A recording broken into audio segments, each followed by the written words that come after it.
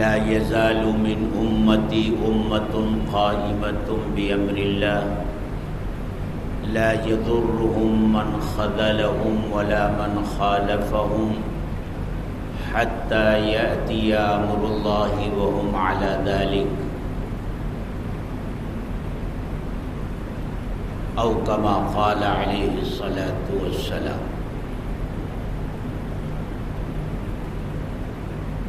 محترم بزرگوں اور دوستوں،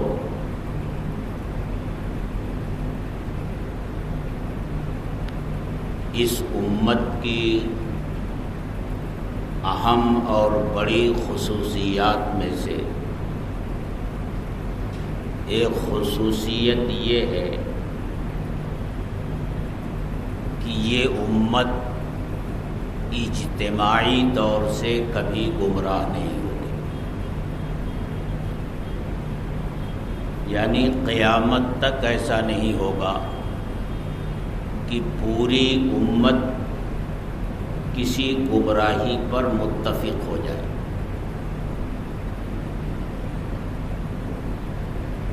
دوسرے لفظوں میں یہ کہہ لیجئے کہ اس امت کے افراد فرد ہونے کی حیثیت سے تو معصوم نہیں ہے، لیکن یہ امت بحیثیت مجموعی معصوم ہے۔ کبھی ایسا زمانہ نہیں آئے گا کہ پوری امت کسی غلط بات پر متفق ہو جائے، پوری امت گمراہ ہو جائے۔ اللہ نے اس طرح اس امت کی حفاظت فرمائی ہے۔ کہا جاتا ہے لا تجتمع امتی علی الضلالہ،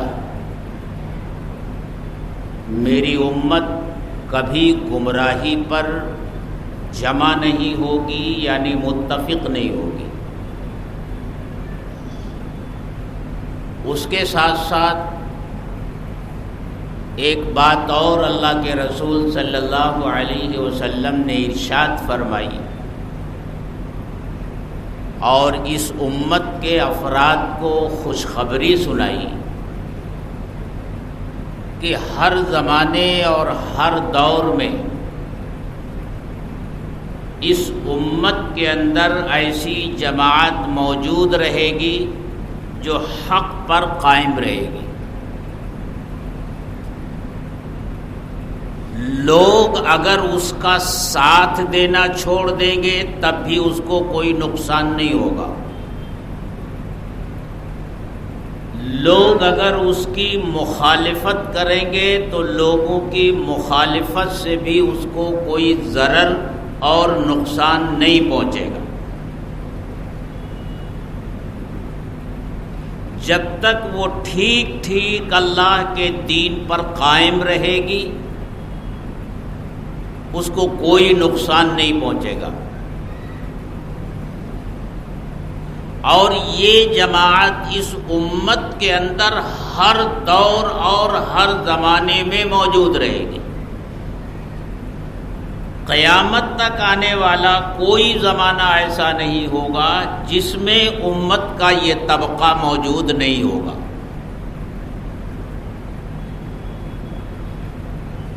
جو لوگ اس امت کی تاریخ سے واقف ہیں اور 1400 سال کی تاریخ ان کی نظروں میں ہے، وہ جانتے ہیں کہ یہ امت بہت سے نشیب و فراز سے گزری ہے، طرح طرح کے حالات آئے ہیں،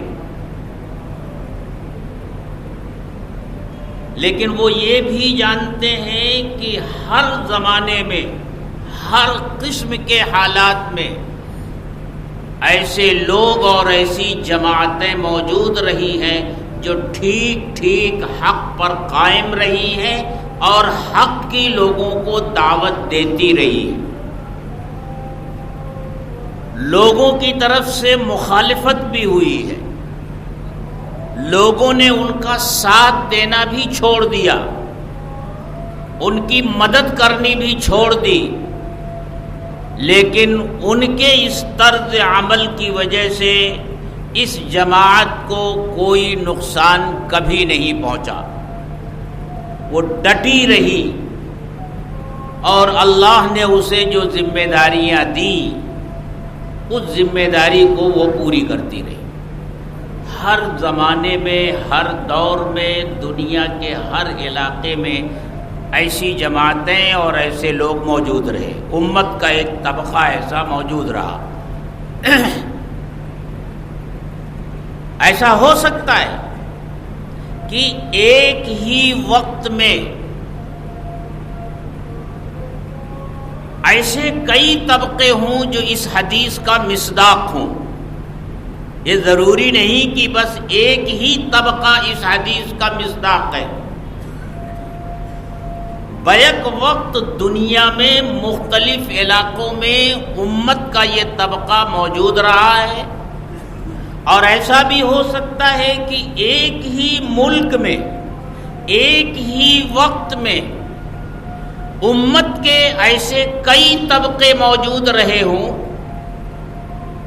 جو اس حدیث کا مصداق ہوں، اور جن پر یہ حدیث صادق آتی ہو کہ اللہ کے رسول صلی اللہ علیہ وسلم نے ارشاد فرمایا، لا یزال من امتی امت قائمۃ بامر اللہ، میری امت میں سے ایک جماعت ہمیشہ اللہ کے دین پر ڈٹی رہے گی، قائم رہے گی، لا یضرهم من خذلهم، جو لوگ ان کی مدد کرنا چھوڑ دیں گے وہ بھی اس کو کوئی نقصان نہیں پہنچا سکیں گے، ولا من خالفهم، اور جو لوگ اس جماعت کی مخالفت کریں گے وہ بھی اس جماعت کو کوئی نقصان نہیں پہنچا سکیں گے، حتی یاتی امر اللہ وہم علی ذلک، یہاں تک کہ قیامت آ جائے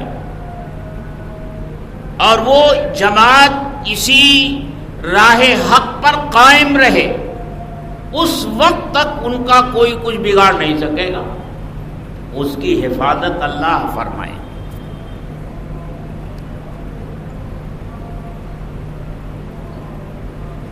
ہمارے اس ملک میں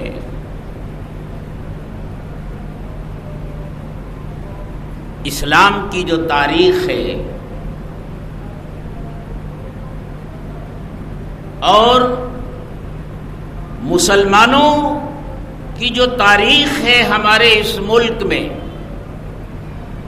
آپ وہ تاریخ پڑھیں، یہاں اسلام کی آمد سے لے کر اب تک کی تاریخ پڑھیں تو ہر دور میں آپ کو امت کا ایک طبقہ ایسا ضرور ملے گا جس کو حالات کی گردش نے راہ حق سے ہٹا نہیں سکی، وہ ٹھیک ٹھیک دین پر قائم رہے، دین کے لیے سوچتے رہے اور امت کے اوپر آنے والے حالات کے سلسلے میں ہمیشہ وہ طبقہ سینہ سپر رہا۔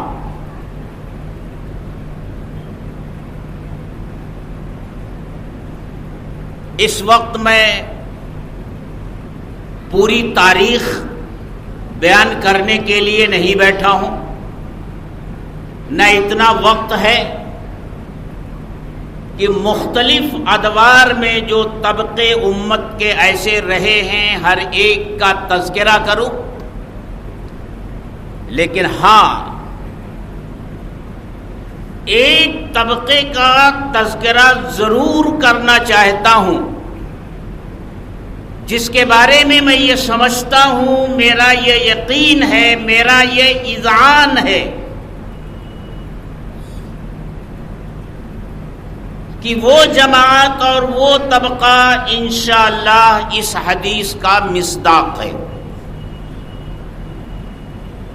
اور یہ حدیث پوری اس جماعت پر صادق آتی ہے اور اس پر فٹ بیٹھتی ہے۔ شاید آپ کا ذہن وہاں تک پہنچ چکا ہوگا۔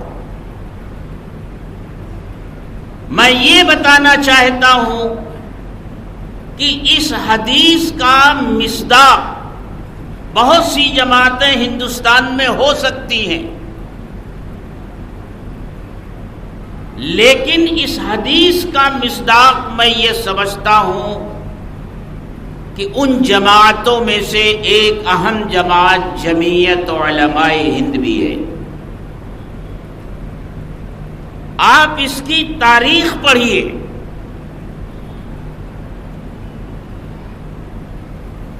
اس جماعت نے آج سے 100 سال پہلے 1919 میں اپنے لیے جو راستہ منتخب کیا تھا اور اپنے قیام کے جو اغراض و مقاصد طے کیے تھے، جو نشانے مقرر کیے تھے،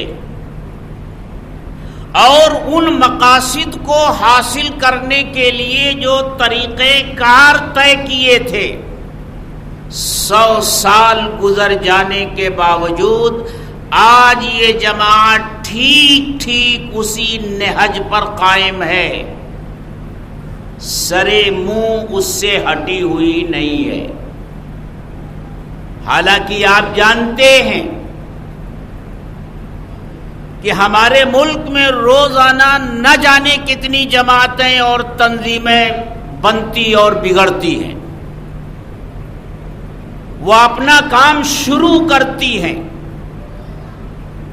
کچھ تو آدھے راستے میں ہی اپنا دم توڑ دیتی ہیں، اور بہت سی ایسی رہتی ہیں جن کا نام تو باقی رہ جاتا ہے، لیکن ان کے بانیوں نے ان کے لیے جو اغراض و مقاصد طے کیے تھے اس سے وہ ہٹ جاتی ہیں، اپنا راستہ بدل لیتی ہیں۔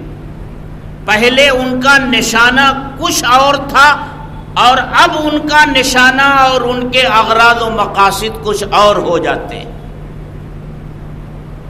100 سال کی مدت کوئی کم نہیں ہوتی،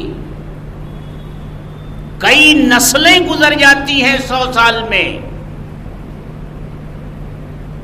کسی جماعت اور تنظیم کے اوپر 100 سال اس طرح گزر جائیں کہ اس کے جو اغراض و مقاصد تھے اس میں کوئی تبدیلی نہ آئے، اور ان اغراض و مقاصد کو حاصل کرنے کے لیے جو راستے بزرگوں نے طے کیے تھے وہ راستے بھی نہ بدلیں،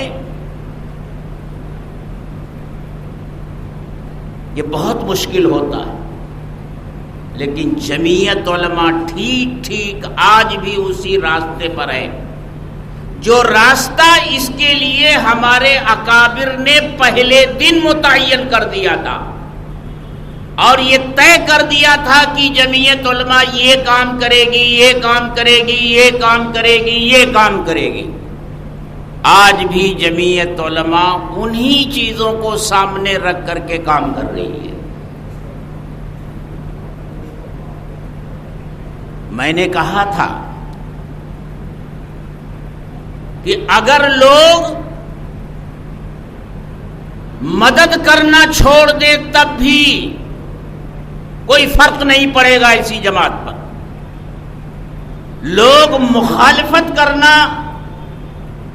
مخالفت کرنے لگیں تب بھی کوئی فرق نہیں پڑے گا۔ جمعیت علماء موافقت مخالفت دونوں دوروں سے گزر چکی ہے۔ آپ کو معلوم ہوگا جب اس ملک کی آزادی کی لڑائی لڑی جا رہی تھی اور جمعیت علماء کے اکابر مجاہدین کی پہلی صفوں میں نظر آتے تھے، تو اس ملک میں بلا شرکت غیر مسلمانوں کی اگر کوئی نمائندہ تنظیم تھی تو وہ جمعیت علماء ہند تھی۔ جمعیت علماء ہند کا کوئی بھی پیغام ہو، ہندوستان کا مسلمان اسے حرف آخر سمجھتا تھا، اسی راستے پر چلتا تھا۔ مسلم لیگ موجود تھی لیکن وہ نوابوں کی پارٹی تھی، جاگیرداروں کی پارٹی تھی، عوامی پارٹی نہیں تھی۔ عوام میں اس کا کوئی وزن، اس کی کوئی قدر و قیمت نہیں تھی۔ یہ جمعیت علماء تھی۔ لوگوں کے دلوں میں جمعیت علماء کے اکابر کا وہ ادب اور احترام تھا کہ یہ تو ایک محاورہ ہے کہ لوگ راستے میں پلکیں بچھاتے ہیں، لیکن میں اگر یہ کہوں کہ یہ صرف محاورہ نہیں بلکہ یہ حقیقت تھی کہ لوگ جمعیت علماء کے اکابر کے اوپر ہمہ وقت اپنی جانیں نچھاور کرنے کو تیار رہتے تھے، تو غلط نہیں ہوگا۔ یہ موافقت کا دور تھا، لیکن پھر ایک دور آیا مخالفت کا۔ جب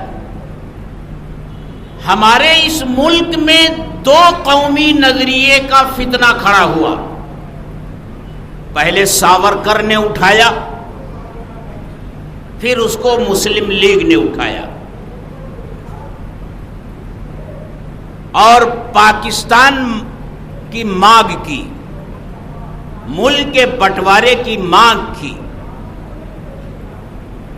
اور مسلمانوں کو یہ سمجھایا کہ اس ملک میں مسلمان اقلیت میں ہے، لہذا یہاں رہتے ہوئے مسلمان آزادی کے ساتھ اپنی شریعت پر اور اپنے مذہب پر عمل نہیں کر سکے گا۔ ہمیں زمین کا ایک ایسا حصہ چاہیے جہاں ہم شریعت کا نظام نافذ کریں اور اس شرعی نظام کے تحت ہم اپنی زندگی گزاریں۔ ظاہر سی بات ہے، جس مسلمان کے دل میں بھی ایمان کا کچھ بھی حصہ ہوگا اسے یہ بات پسند آئے گی۔ یہ ایسا نعرہ تھا جو مسلمانوں میں مقبول ہوتا چلا گیا، اور رائے عامہ اور ہندوستان کے مسلمانوں کی اکثریت مسلم لیگ کے ساتھ ہو گئی۔ جمعیت علماء سمجھاتی رہی کہ یہ دھوکہ ہے، یہ فراڈ ہے، یہ تمہارے جذبات کا استحصال ہے، یہ تمہیں دھوکہ دیا جا رہا ہے۔ یہ نعرہ لگانے والے وہ لوگ ہیں جو اپنی نجی زندگی پر اسلام کے نظام کو نافذ نہیں کر سکے مسٹر جناح، وہ بھلا پورے معاشرے پر اسلامی نظام کیا نافذ کر سکیں گے؟ یہ انگریزوں کی ایک سازش ہے، وہ اس ملک کو کمزور کرنا چاہتا ہے،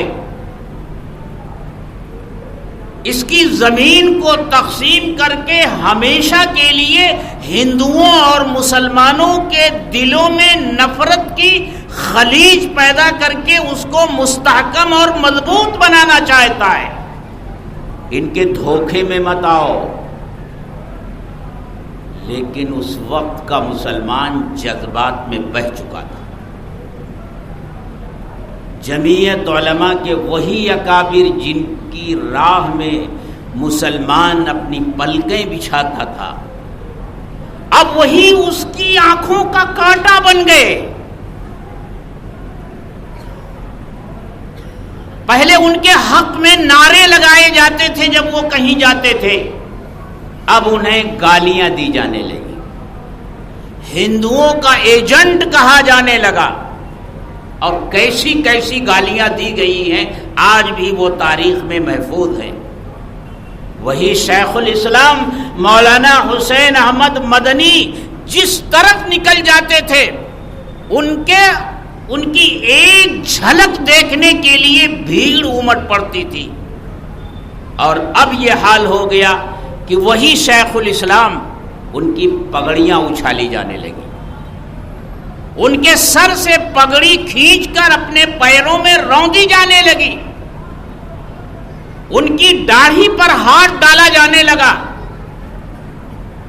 اور علی گڑھ جو تہذیب کا گہوارہ سمجھا جاتا ہے اور وہاں پڑھنے والے طلباء کے بارے میں کہا جاتا ہے بڑے مہذب ہیں، جب ایک مرتبہ حضرت کی ٹرین وہاں پہنچی تو علی گڑھ کے وہی مہذب طلباء مادرزاد ننگے ہو کر کے حضرت کے سامنے آئے.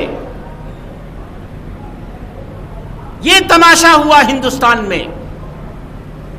تو موافقت بھی اور مخالفت بھی، لیکن لا یضرهم من خذلهم ولا من خالفهم. کوئی مدد نہیں کرے گا تب بھی کوئی نقصان نہیں ہوگا، کوئی مخالفت کرے گا تب بھی جماعت حقہ کو کوئی نقصان نہیں پہنچے گا. جمعیت علماء اپنے موقف پر قائم رہی، ڈٹی رہی. اس نے یہ نہیں دیکھا کہ مخالفت کرنے والوں کی تعداد بہت ہو گئی، لوگ ڈرنے لگتے ہیں، اور ڈرتے وہ ہیں جنہیں ووٹ چاہیے کہ رائے عامہ ہموار ہو جائے گی، ووٹ نہیں ملے گا تو کرسی چلی جائے گی. یہ تو وہ اللہ کے بندے ہوتے ہیں جنہیں اس دنیا میں اقتدار کا لالچ نہیں ہوتا.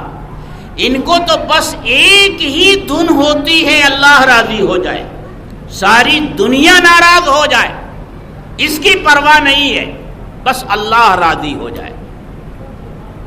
جمعیت علماء کی پوری تاریخ آپ پڑھیں گے تو آپ کو یہی نظر آئے گا. آپ دیکھ لیجئے اس ملک میں جمعیت علماء کے بارے میں کیا کیا نہیں لوگوں نے کہا. ہر زمانے میں تنقید کرنے والے رہے اور کہنے والے رہے، لیکن جمعیت علماء نے کبھی تنقید کرنے والوں کو پلٹ کر جواب نہیں دیا. ان کو ترکی بترکی جواب نہیں دیا. جو راستہ اس کے بزرگوں نے طے کر دیا تھا اس کے لیے، اسی راستے پر استقامت کے ساتھ وہ چلتی رہی اور اپنا کام کرتی رہی.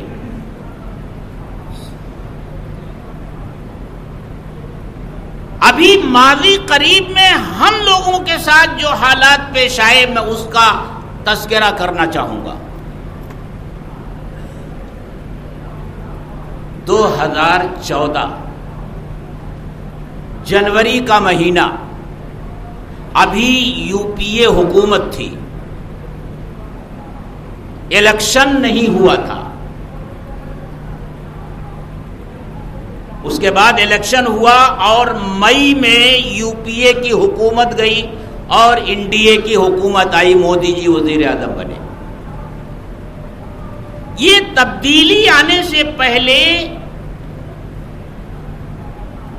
حضرت نے جمعیت علماء مہاراشٹر کو یہ حکم دیا کہ بمبئی میں ایک بڑا پروگرام کرو،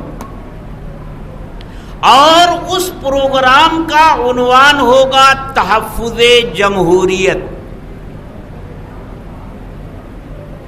یعنی جمہوریت کو جو خطرات درپیش ہیں اور آئندہ پیش آنے والے ہیں، آج ہی سے ان خطرات کے پیش آنے کو روکنے کے لیے راستے بناؤ. ہم لوگوں نے اعلان کر دیا. لوگوں نے کیسے کیسے مضامین لکھے، اخبارات میں، سوشل میڈیا پر. کسی نے کہا جنہیں دین کا تحفظ کرنا چاہیے تھا وہ جمہوریت کا تحفظ کرنے نکلے ہیں. ایک طبقے نے یہ کہا کہ یہ تحفظ جمہوریت نہیں، تحفظ کانگریس ہے.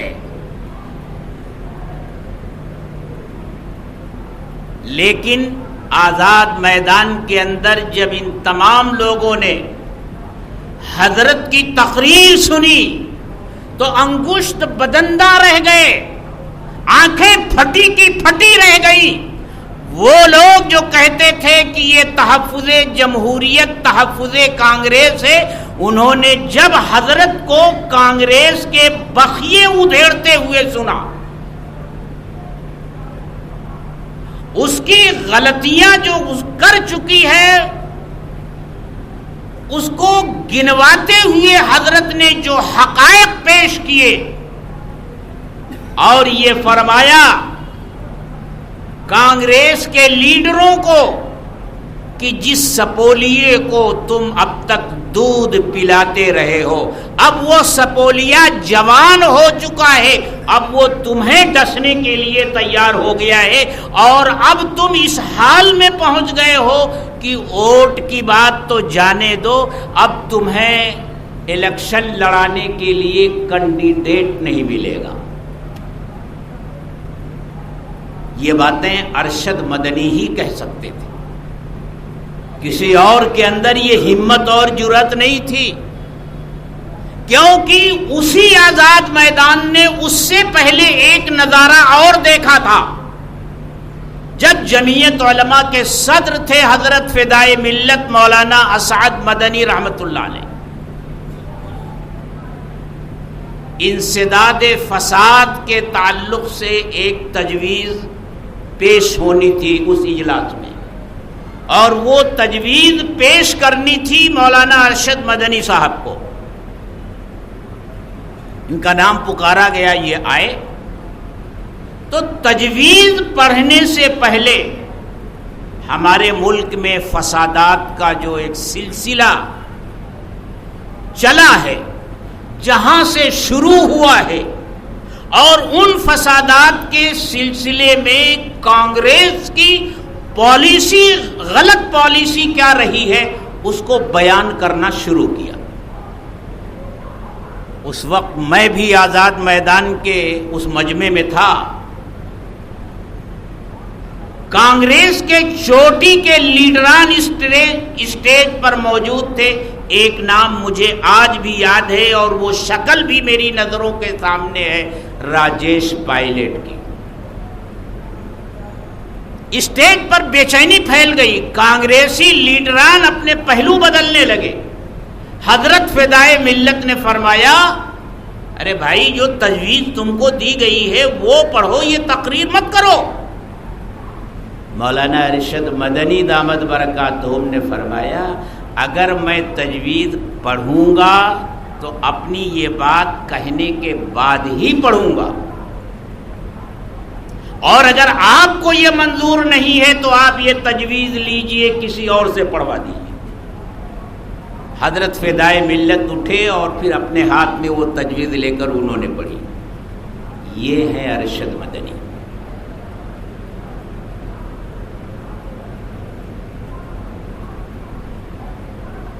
میں ایسی بہت ساری چیزوں سے واقف ہوں کہ ابھی جو خطرہ بعد میں پیش آنے والا ہے، حضرت نے اس خطرے سے پہلے آگاہ فرمایا۔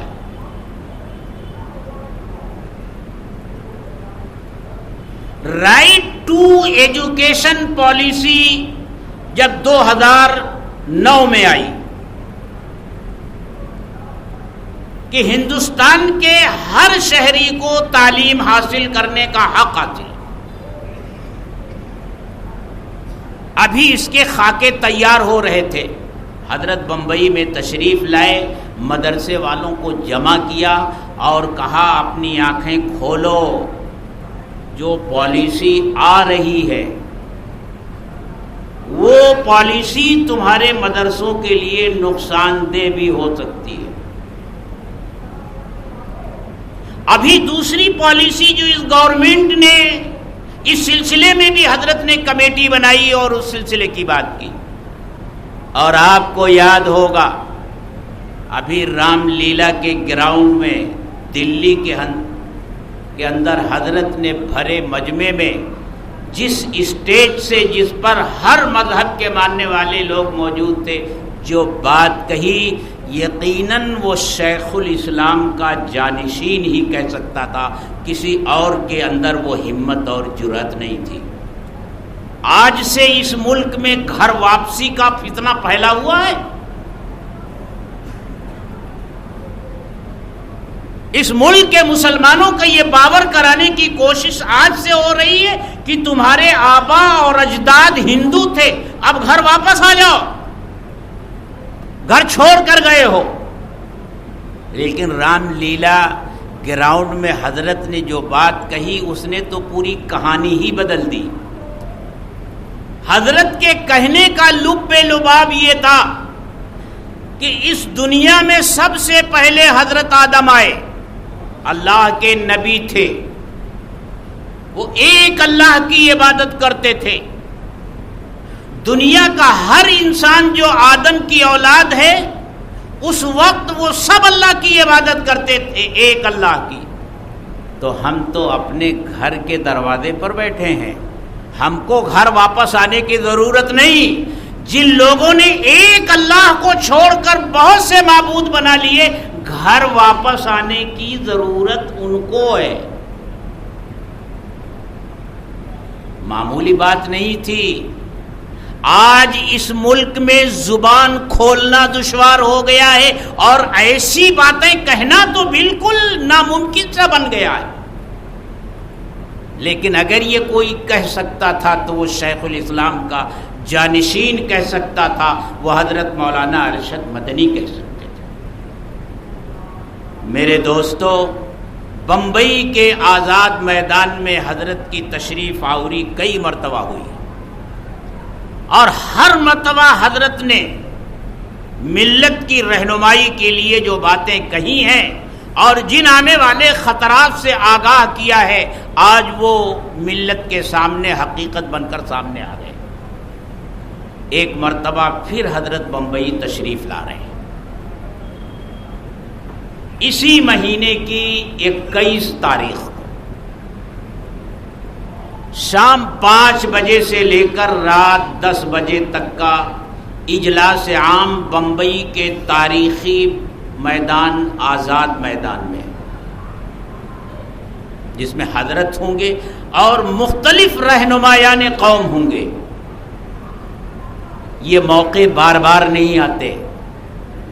آج ہم لوگ یہ کہتے ہیں، بمبئی میں جب پرسن اللہ کا اجلاس ہوا تھا اور حضرت قاری طیب صاحب رحمۃ اللہ علیہ تشریف لائے تھے، تو اس اجلاس میں میں بھی تھا۔ میں نے حضرت قاری طیب صاحب رحمۃ اللہ علیہ کو وہاں دیکھا ہے۔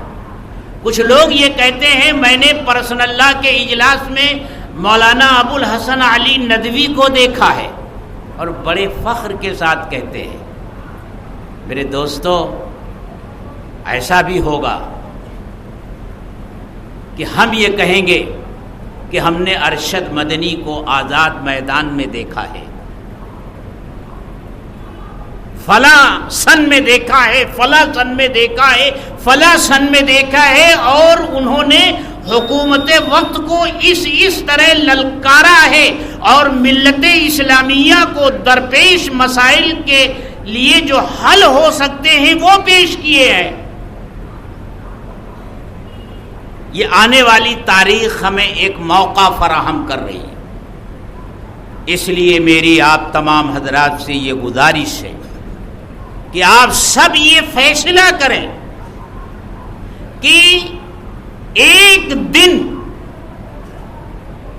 اس جلسے عام کے لیے ہم فارغ کریں گے، بمبئی کا سفر کریں گے اور حضرت کی باتیں سنیں گے۔ اور اگر آپ اس جذبے کے ساتھ سفر کرتے ہیں، میں نے گزشتہ جمعہ کو ایک بات کہی تھی، احتساب، آپ دنیا کا کوئی بھی کام اس نیت سے کریں کہ میرے اللہ کا حکم ہے اور مجھے ثواب ملے گا انشاءاللہ، تو اس پر اللہ اجر و ثواب عطا فرماتا ہے۔ ملت کے مسائل کے سلسلے میں آپ کے جو قدم اٹھیں گے وہ ہر اٹھنے والا قدم اللہ کے راستے میں ہوگا۔ یہاں سے بمبئی کا سفر اگر آپ کریں گے تو یہ سفر صرف آزاد میدان کا سفر نہیں ہوگا، یہ سفر اللہ کے راستے کا سفر ہوگا، اور اس میں آپ کی جو بھی جانی اور مالی قربانی لگے گی وہ اللہ کے راستے کی قربانی ہوگی۔ بخاری اور مسلم کی حدیث ہے، من نفس عن مؤمن کربۃ من کرب الدنیا، جس نے کسی ایمان والے بھائی کی کسی دنیا کی تکلیف کو دور کیا، قیامت کے دن اللہ تعالی قیامت کی بڑی تکالیف میں سے اس کی کسی بڑی اہم تکلیف کو دور فرمائے۔ آخر آج جمعیت علماء کیا کر رہی ہے؟ ملت کو جو مسائل درپیش ہیں، جن مشکلات میں ملت کو مبتلا کر دیا گیا، انہی مسائل کے حل کے لیے وہ آگے آ رہی ہے، اور آگے نہیں آ رہی ہے، اپنے آپ کو خطرات میں ڈال رہی ہے۔ آج آپ جانتے ہیں کہ ایک لفظ بولنا کتنا مشکل ہو گیا۔ ان حالات میں جمعیت علماء آگے بڑھ کر یہ کام کر رہی ہے، اور آپ یقین جانیے کہ جمعیت علماء کے اکابر یہ سب کچھ اللہ کو راضی کرنے کے لیے کر رہے ہیں، بس کوئی اور مقصد نہیں۔ اس لیے 21 مئی اتوار کا دن شام 5 بجے سے لے کر 10 بجے تک ہم سب کو آزاد میدان میں موجود رہنا چاہیے۔ انشاءاللہ ہم سب چلیں گے نا، انشاءاللہ۔ کوشش یہ ہو رہی ہے کہ بسوں کا بھی انتظام کیا جائے گا جہاں تک ہو سکے گا، اور جو حضرات اگر پہلے سے اپنا نام لکھا دیں، کوئی کرایہ نہیں۔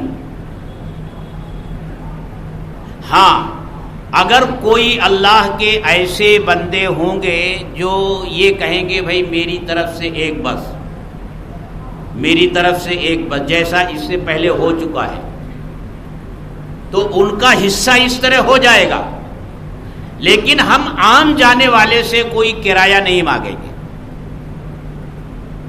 آپ کو اپنا وقت فارغ کرنا ہے اور یہاں کے آفس میں مولانا ابو القمر صاحب کے پاس جا کر کے نام لکھانا ہے بس، تاکہ اس کے اعتبار سے بسوں کا انتظام کیا جا سکے۔ اللہ تعالی ہم سب کو سمجھ عطا فرمائے۔ وآخر دعوانا ان الحمد للہ۔